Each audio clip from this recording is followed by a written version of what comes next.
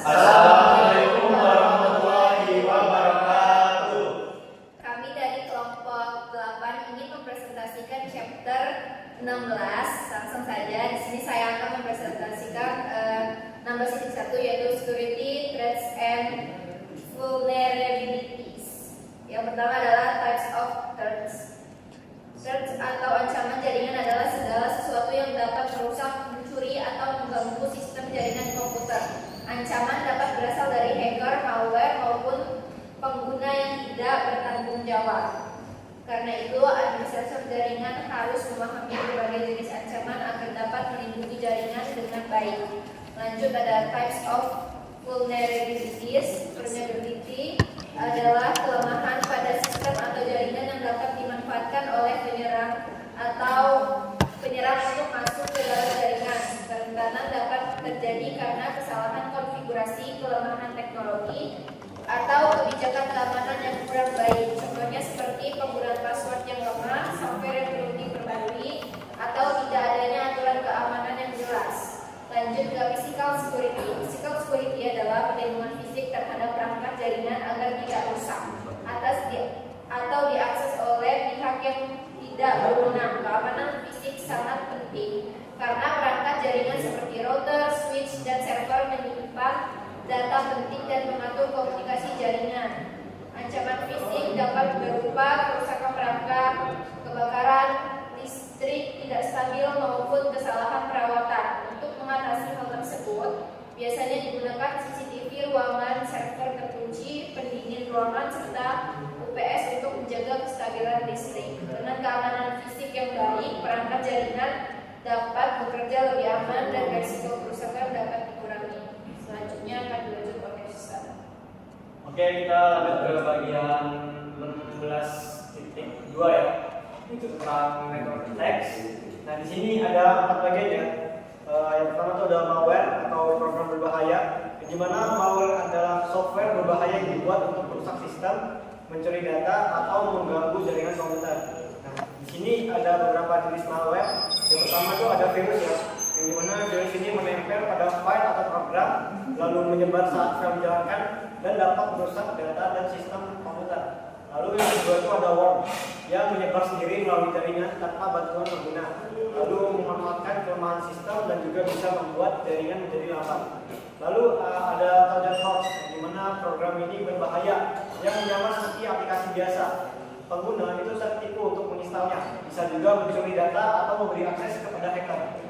Lalu yang kedua ada reconnaissance attacks atau serangan pengintaian, yang dimana reconnaissance attack ini adalah serangan awal untuk mencari informasi target sebelum melakukan serangan utama. Nah, di sini ada beberapa jenis juga ya.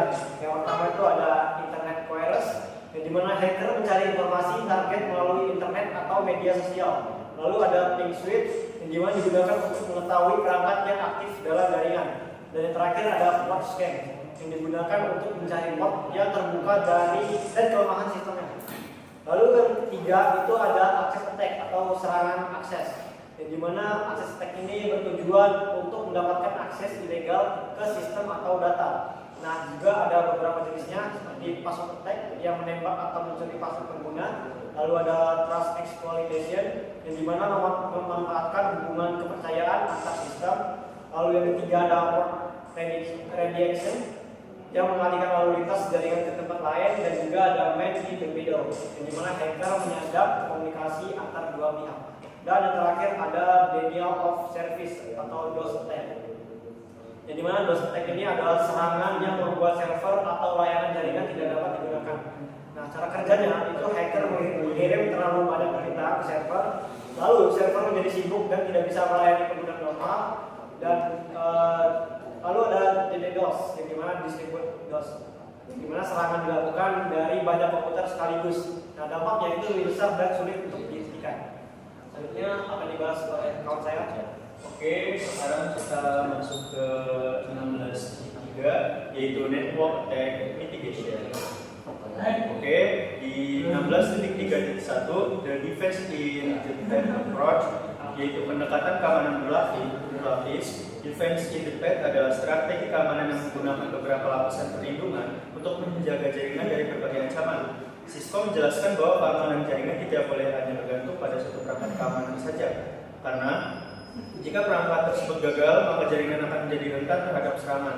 Oleh karena itu, digunakan berbagai teknologi keamanan seperti VPN, firewall, IPS, SAOSA, dan AAA yang paling bekerja sama untuk melindungi jaringan. Selain keamanan perangkat lunak, keamanan fisik perangkat seperti router dan switch juga harus diperhatikan.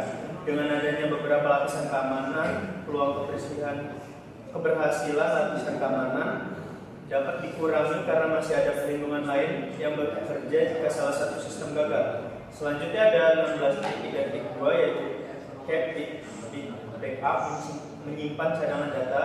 Backup merupakan proses menyimpan salinan data dan konfigurasi perangkat jaringan agar dapat digunakan kembali ketika terjadi masalah. Cisco menekankan bahwa backup adalah bagian penting dari keamanan jaringan karena kehilangan data dapat terjadi akibat kerusakan perangkat, kesalahan pengguna maupun serangan cyber.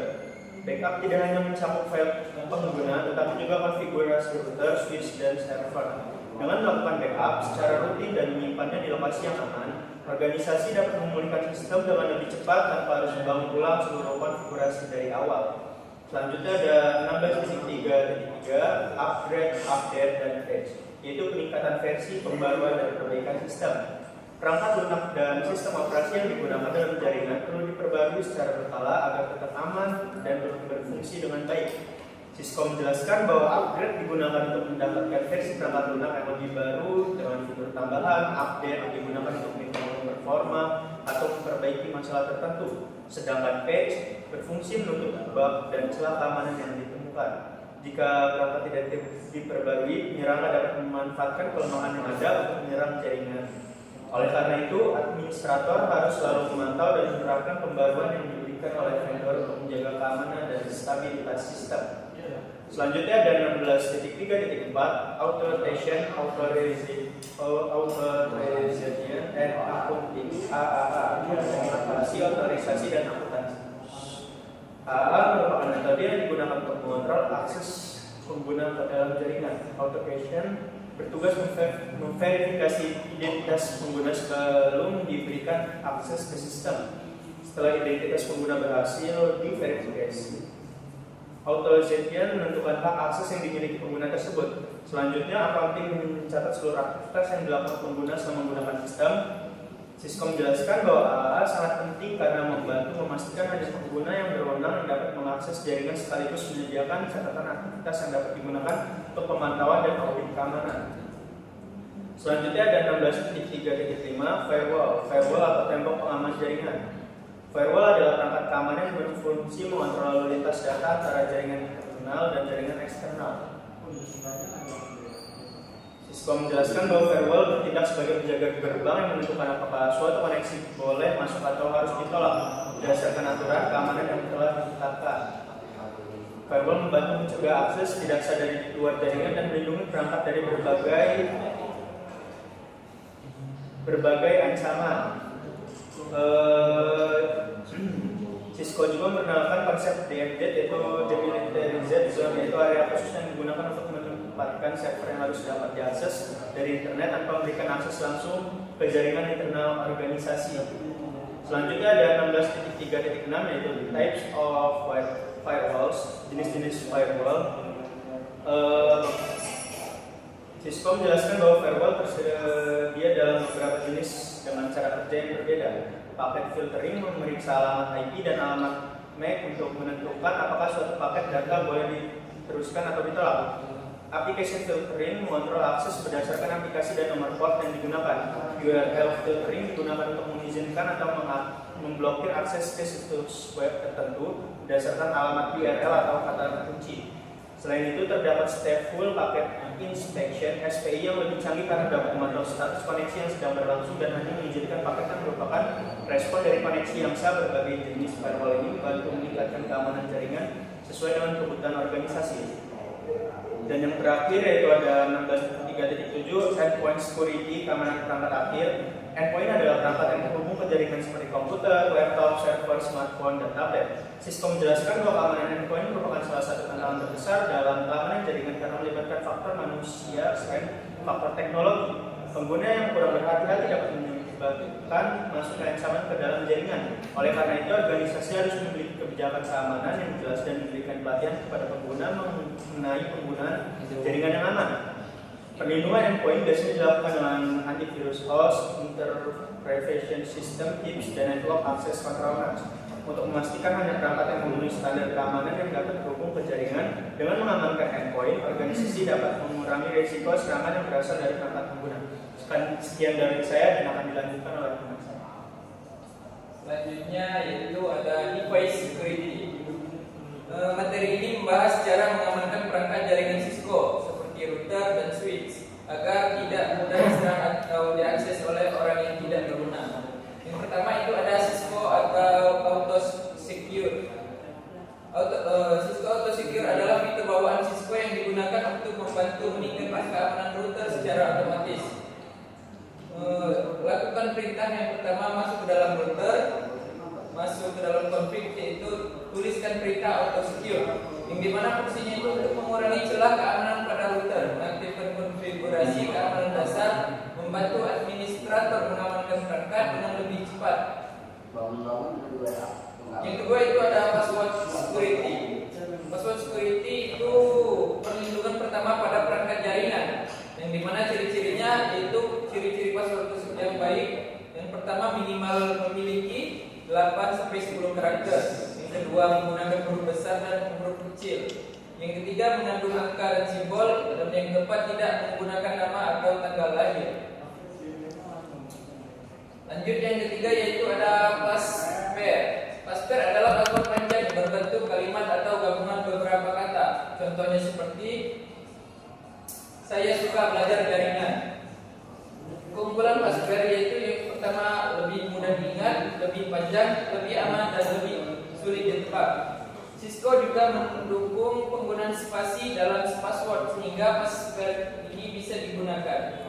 Selanjutnya yaitu ada enkripsi password, yang dimana Cisco menyediakan fitur untuk mengenkripsikan password agar tidak terlihat dalam bentuk asli. Gunakan perintah yang pertama masuk ke dalam config, yaitu gunakan perintah service password encryption, yang dimana fungsinya itu untuk menyembunyikan password pada konfigurasi jika orang lain membaca password secara langsung. Tanpa enkripsi, password akan terlihat jelas di konfigurasi router. Dengan fitur ini, password akan diubah menjadi bentuk terenkripsi. Selanjutnya itu ada minimum password length. Gunakan perintah security password minimal panjang 8 karakter atau lebih, yang dimana fungsinya itu menentukan jumlah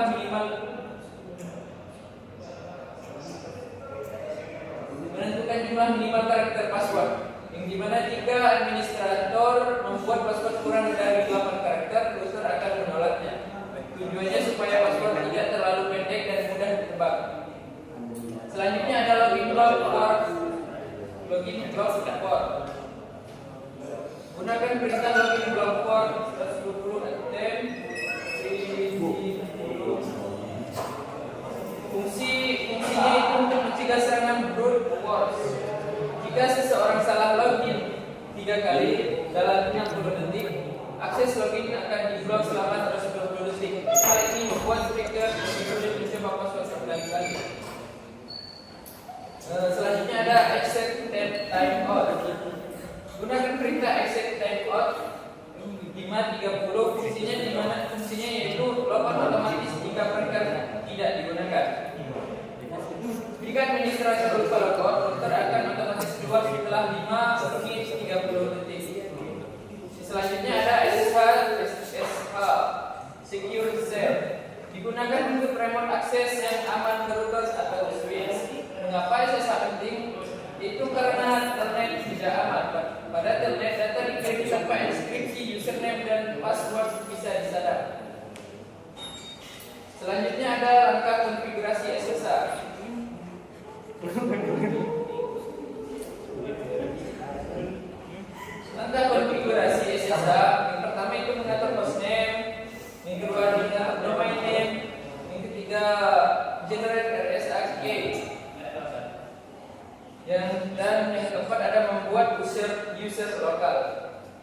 kelima, login lokal. Keenam, mengaktifkan SSH. Dan lanjutkan selanjutnya itu disable UNICEF service, yang dimana layanan yang tidak digunakan harus dimatikan. Tujuannya untuk mengurangi risiko serangan, menghemat RAM dan CPU, mengurangi port terbuka. Selanjutnya adalah menonaktifkan port yang tidak digunakan. Pada switch, port yang tidak dipakai sebaiknya dimatikan. Selanjutnya, simpulannya itu keamanan perangkat Cisco sangat penting karena router dan switch adalah pusat jaringan. Cara meningkatkan keamanannya itu gunakan password yang kuat, enkripsi password, gunakan SSH, batasi login gagal, atur time otomatis. Dengan keamanan yang baik, jaringan menjadi lebih aman dari akses ilegal dan serangan hacker. Oke, sekian presentasi dari kami. Kami akhiri. Wassalamualaikum Assalamualaikum warahmatullahi